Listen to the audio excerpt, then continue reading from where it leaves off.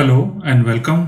आज का हमारा टॉपिक है लोड बैलेंसर। लोड बैलेंसर क्या होता है, क्यों यूज़ करते हैं और कैसे यूज़ कर सकते हैं इसको हम। तो एग्जांपल के लिए मैं आपको MS पेंट के थ्रू एक्सप्लेन करने के लिए कोशिश कर रहा हूँ। लेट्स सपोज कि मेरे पास मल्टीपल वर्चुअल मशीन्स हैं, आई मीन EC2 इंस्टेंस है, और मैं चाहता हूँ कि लेट्स सपोज कि मेरे पास 4 EC2 इंस्टेंस है और चारों सर्वर पे एक ही एप्लीकेशन डिप्लॉयड है, क्योंकि मेरे वेब सर्वर पे जो रिक्वेस्ट आ रही है वो बहुत ज़्यादा आ रही है। बेसिकली रिक्वेस्ट की हैंडलिंग के लिए हम लोड बैलेंसर का यूज़ करते हैं। मान लीजिए कि आपके पास 4 EC2 इंस्टेंस है और चारों को आपको इक्वली रिक्वेस्ट डिस्ट्रीब्यूट करना है, तो इसलिए आप यहाँ पे लोड बैलेंसर का यूज़ करते हो। AWS में जैसे ही आप लोड बैलेंसर का यूज़ करते हो तो लोड बैलेंसर पे आपको एक DNS URL मिलता है। उसकी DNS मैपिंग आप लेट्स सपोज कि मेरे पास abc.com है या फिर xyz.com आपके पास डोमेन है, उस डोमेन की मैपिंग आप इस लोड बैलेंसर के DNS के थ्रू आप करते हो। तो क्या होता है कि जैसे ही आपने लोड बैलेंसर कॉन्फ़िगर कर दिया तो ये क्या करेगा, इक्वली लोड डिस्ट्रीब्यूट करेगा। ठीक है, अगर 100 रिक्वेस्ट आ रही है तो 25 यहाँ पे, 25 यहाँ पे, 25 यहाँ पे, 25 यहाँ पे। और इसमें ये केस भी रहता है कि ये आपके हेल्थ को भी मॉनिटर करता रहता है कि आपने एक कस्टम पेज लगा दिया, लोड बैलेंसर उसको बार बार हिट करके टेस्ट करता रहता है कि कहीं ये सर्वर आपका डाउन तो नहीं है। इसमें आपको कुछ डेफिनेशंस डिफाइन करनी होती हैं कि कितने टाइम के लिए वो चेक करता रहेगा एक पर्टिकुलर पेज को। अगर वो पर्टिकुलर टाइम पीरियड के बाद भी वो पेज आपको लोड बैलेंसर को नहीं मिलता है तो पर्टिकुलर EC2 इंस्टेंस को वो अनहेल्दी डिक्लेयर कर देता है और उस पर रिक्वेस्ट सेंड करना बंद कर देता है। लेट सपोज कि मैं इंटरनेट से इसको एक्सेस करता हूँ। इसका कुछ डायग्राम कुछ इस तरीके से रहेगा और मेरे जैसे बहुत सारे यूजर्स इस सर्वर को एक्सेस कर रहे हैं, इस वेबसाइट को एक्सेस करके इसकी सर्विस ले रहे हैं। ठीक है, तो यहाँ पे जो लोड बैलेंसर मैंने कॉन्फ़िगर किया है, इस लोड बैलेंसर को बोलते हैं इंटरनेट लोड बैलेंसर या public facing internet load balancer. इसमें दो टाइप का लोड बैलेंसर आपको मिलेगा, एक इंटरनेट फेसिंग और एक intranet facing. Internet facing load balancer क्या होता है, तो मान लीजिए आपके पास मल्टीपल डेटाबेसेस हैं, आप चाहते हो कि इस डेटाबेस पे भी मैं लोड इक्वली डिस्ट्रीब्यूट करूं। इसके लिए आप क्या करोगे, एक इंट्रानेट लोड बैलेंसर कॉन्फ़िगर कर दोगे। तो जो वेब सर्वर से रिक्वेस्ट आएगी इस लोड बैलेंसर में, और ये क्या करेगा, लोड बैलेंसर इक्वली डिस्ट्रीब्यूट करके रिक्वेस्ट को रिस्पॉन्स करेगा। तो ये पूरा इन्वायरमेंट क्या हो गया मेरा, ये पूरा इन्वायरमेंट मेरा हो गया इंटरनेट फेसिंग और इंट्रानेट फेसिंग। तो ये पूरा इन्वायरमेंट हम सेटअप कर सकते हैं। तो इस लैब के लिए मैं क्या करूँगा, एक लोड बैलेंसर ये कॉन्फ़िगर करूँगा और इसके बैकग्राउंड में 2 EC2 इंस्टेंस को, जिसपे मैं वेब पेज लगा दूंगा, web server 1 and web server 2, और मैं इसके लोड बैलेंसर के DNS से हिट करके देखूंगा कि ये कॉन्फ़िगर हुआ है या नहीं है, या फिर जो रिक्वेस्ट जानी चाहिए वो प्रॉपर इक्वली डिस्ट्रीब्यूट हो रही है या नहीं। ठीक है, तो आते हैं अपने लैब के लिए, और इसके लिए मुझे क्या करना होगा, 2 EC2 इंस्टेंस लॉन्च करने होंगे। और इस लैब के लिए मैं डिफ़ॉल्ट VPC यूज़ करने वाला हूँ। ओके, सो इंस्टेंस काउंट मेरा रहेगा 2, और एप्लीकेशन के लिए मैं यूज़ करूँगा Amazon Linux, और इसका यहाँ से आप वर्जन देख सकते हो, आर्किटेक्चर देख सकते हो, AMI ID, और जो मेरा इंस्टेंस टाइप रहेगा वो T2.micro रहेगा। और यहाँ से अब मैं चूज़ कर लूँगा, सॉरी ये मुंबई रीजन है, मुझे जाना है नॉर्दर्न वर्जीनिया में, इधर भी मुझे नॉर्दर्न वर्जीनिया चूज़ करना है। ठीक है, ये नॉर्दर्न वर्जीनिया आ गया, और अब मैं इसको इंस्टेंस काउंट 2 बता रहा हूँ।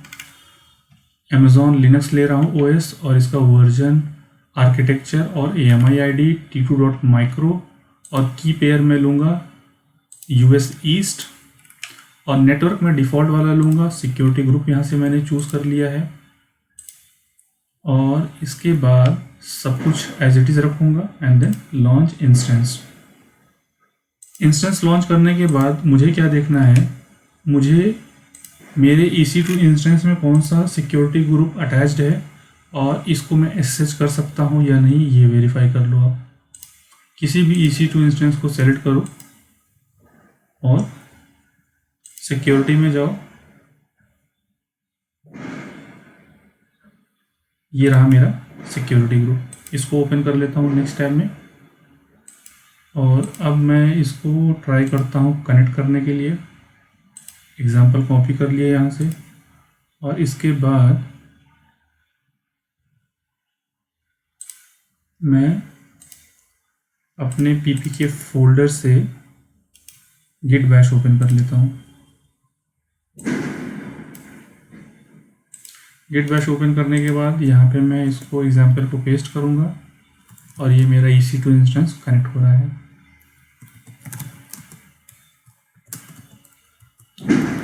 ठीक है, एक और यहाँ से मैं कंसोल ओपन कर लेता हूँ, new window.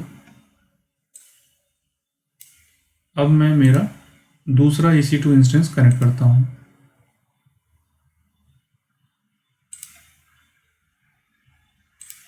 Click on connect, example copy कर लिया,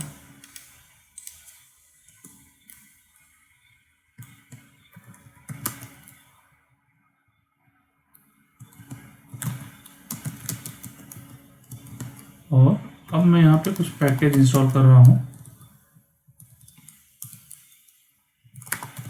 इंस्टॉल httpd-y,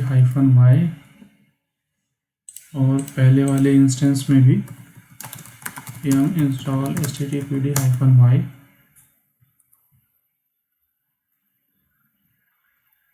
ठीक है, सर्विस को स्टार्ट कर लेते हैं। systemctl स्टार्ट,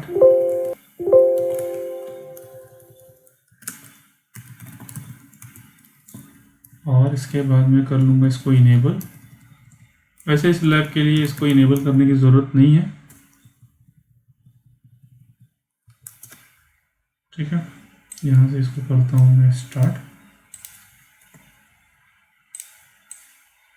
इनेबल, सॉरी यार,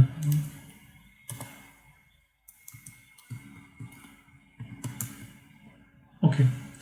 तो अभी मैं क्या कर रहा हूँ, मैं अपने EC2 इंस्टेंस की होस्ट नेम यहाँ से पेस्ट कर रहा हूँ, तो ये बता रहा है इट वर्क्स। अभी मैं क्या कर रहा हूँ, इसके बाद कस्टम पेज लगा देता हूँ, www.html index.html, ये पेज लगा दे रहा हूँ मैं। H1 web1, और इसके बाद सेव कर दिया इसको। इसके बाद सेम पेज में यहाँ पे भी लगा रहा हूँ वेब सर्वर 2 पे। वेब सर्वर 2 पे लगाने के बाद, सॉरी इसके पहले मुझे इंसर्ट मोड पे जाना है।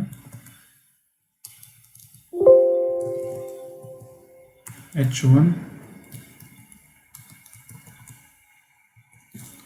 वेब 2,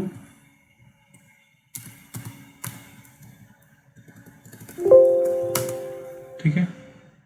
ब्राउज़र पे आकर के इसको हिट करके आप देख लो, वेब 2 आ गया।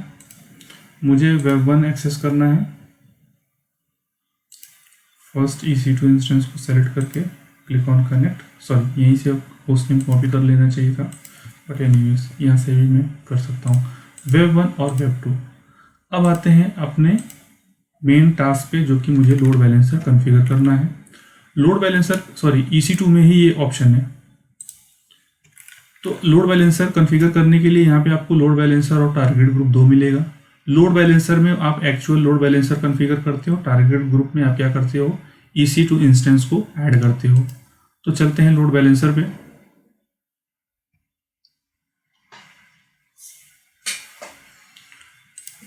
और इसमें आप देखोगे तो मल्टीपल टाइप्स के लोड बैलेंसर मिलेंगे। ठीक है, application load balancer, network load balancer, gateway and classic. तो इस लैब में मैं आपको दिखाऊंगा एप्लीकेशन लोड बैलेंसर क्रिएट करना। यहाँ पे देखो इंटरनेट फेसिंग और इंटरनल फेसिंग दो टाइप का लोड बैलेंसर यहाँ पे बता रहा है, जैसा मैंने अपने डायग्राम में एक्सप्लेन किया था। ठीक है, इसका नेम दे देता हूँ मैं, डेव LB। ये इंटरनेट फेसिंग रहेगा और एड्रेस टाइप मेरा IP एड्रेस 4 रहेगा। VPC यूज़ कर लिया मैंने डिफ़ॉल्ट वाला। इसके बाद जितने भी आपके पास अवेलेबिलिटी जोन है वो आप यहाँ से सेलेक्ट कर लो, या फिर जो EC2 इंस्टेंस जिस भी अवेलेबिलिटी जोन में है उसको आप यहाँ से चूज़ कर सकते हो। अब इसके बाद आता है कि यहाँ पे आपको सिक्योरिटी ग्रुप देना है। तो सिक्योरिटी ग्रुप में मैं आपको दिखा भी सकता हूँ कि जो सिक्योरिटी ग्रुप है मेरे पास उस पर मैंने पोर्ट 80 और 443 इनेबल करके रखा है। इसके बाद आते हैं लिसनर है राउटिंग में।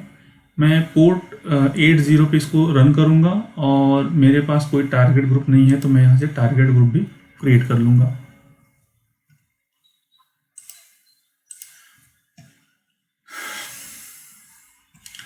तो टारगेट ग्रुप के लिए मैं चूज़ करूँगा, टारगेट टाइप मेरा इंस्टेंस रहेगा। इसके बाद यहाँ पे मुझे टारगेट ग्रुप का नाम देना है, डेव टारगेट ग्रुप। पोर्ट मेरा 80 रहेगा अगर आप HTTPS करना चाहते हो। तो इसके बाद आपको नीचे आके कुछ सर्टिफिकेट्स आई थिंक देने पड़ेंगे, नहीं यहाँ पे नहीं देना पड़ेगा। तो अभी के लिए मैं इसको पोर्ट 80 पे ही चला रहा हूँ और डिफ़ॉल्ट VPC के साथ में मैं HTTP1 चला रहा हूँ। HTTP 1.1 आजकल मार्केट में ज़्यादा एप्लीकेशन में आपको ज़्यादा देखने को मिलेगा। और आजकल के जो वेब सर्वर्स हैं उसमें आप कॉमनली देखोगे कि HTTP 1.1 कॉमनली यूज़ हो रहा है। आप HTTP2 वहाँ पे यूज़ करते हो जहाँ पे आपको बहुत ज़्यादा सिक्योरिटी कंसर्न रहता है। और आपने कीवर्ड सुना होगा HTTP रिक्वेस्ट स्मगलिंग। अगर आपको वो रिस्ट्रिक्ट करना है तो आप HTTP2 पे अब जा सकते हो। तो HTTP1 कैसे वेरीफाई करेंगे? मान लीजिए कि ये मेरी वेबसाइट है, ठीक है, और इसको मैं यहाँ से जाके इंस्पेक्ट करूँगा, नेटवर्क में जाऊँगा और एक बार इसको फिर से रिफ्रेश कर लूँगा। तो यहाँ पे आप देखोगे जो प्रोटोकॉल यूज़ हो रहा है वो HTTP 1.1 यूज़ हो रहा है। ठीक है, अगर आपको 2.0 यूज़ करना है तो आप यहाँ से चूज़ कर सकते हो। एज़ पर योर रिक्वायरमेंट आप इसका सिलेक्शन कर सकते हो। इसके बाद आते हैं हेल्थ चेक पे। तो आपका लोड बैलेंसर ना इसी पाथ को वेरीफाई करता रहेगा जहाँ पे आपने कोई एक कस्टम पेज लगा के आप बता दो लोड बैलेंसर की, आप इसको ही हिट करके आप वेरीफाई करते रहो कि ये सर्वर मेरा हेल्दी स्टेट में है या फिर नहीं। और इसके बाद यहाँ पे आपको डेफिनेशन बनानी रहेगी, हेल्दी थ्रेशोल्ड वैल्यू क्या रहेगी, अनहेल्दी थ्रेशोल्ड वैल्यू क्या रहेगी, टाइम आउट, इंटरवल, ये सारा कुछ आपको यहाँ पे बताना पड़ेगा, कितने सेकंड्स के लिए और कितनी बारी ये ट्राई करेगा। ठीक है, इसके बाद आते हैं नेक्स्ट पे। इसके यहाँ पे आने के बाद ये मुझे बता रहा है कि आप जो भी आप EC2 इंस्टेंस को टारगेट ग्रुप में ऐड करना चाहते हो तो यहाँ से कर सकते हो। तो यहाँ से मैं क्लिक करूँगा include as a pending below और इसके बाद क्रिएट टारगेट ग्रुप।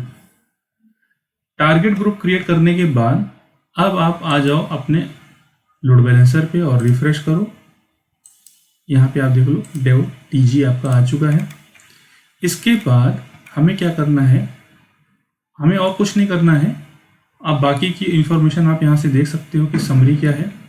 अब मैं अपने लोड बैलेंसर को यहाँ से क्रिएट कर लूँगा। ये थोड़ा टाइम लेगा और जैसे ही ये रेडी होता है मैं वीडियो को कंटिन्यू करूँगा। ऑलराइट, सो 2 से 3 मिनट वेट करने के बाद ये लोड बैलेंसर मेरा एक्टिव स्टेट में आ चुका है। तो आप लोड बैलेंसर आप देखोगे क्या नाम दिया है, यहाँ पे आपको एक ऑप्शन मिलता है DNS नेम।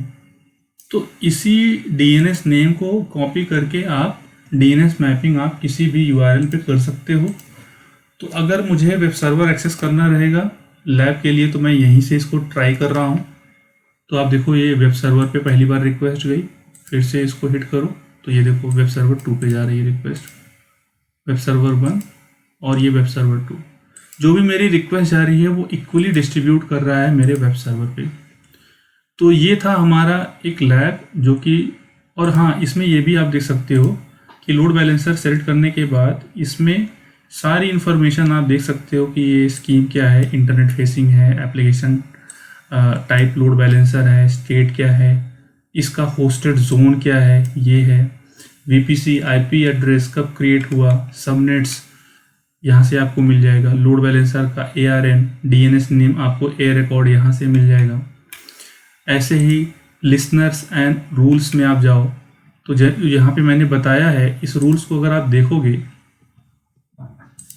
तो आप क्या कर सकते हो, एक ही लोड बैलेंसर पे आप मल्टीपल वेबसाइट्स को होस्ट कर सकते हो। सिर्फ आपको क्या करना रहेगा, डिफरेंट काइंड ऑफ आपको टारगेट ग्रुप क्रिएट करना पड़ेगा, और टारगेट ग्रुप में आप देख लो यहाँ पे क्या रूल आपने अटैच किया हुआ है। 2 वेब सर्वर्स हैं, और इसके बाद हमें क्या करना होता है, एक सेकेंड, ये जो रूल आपने मतलब मैंने दिखाया था,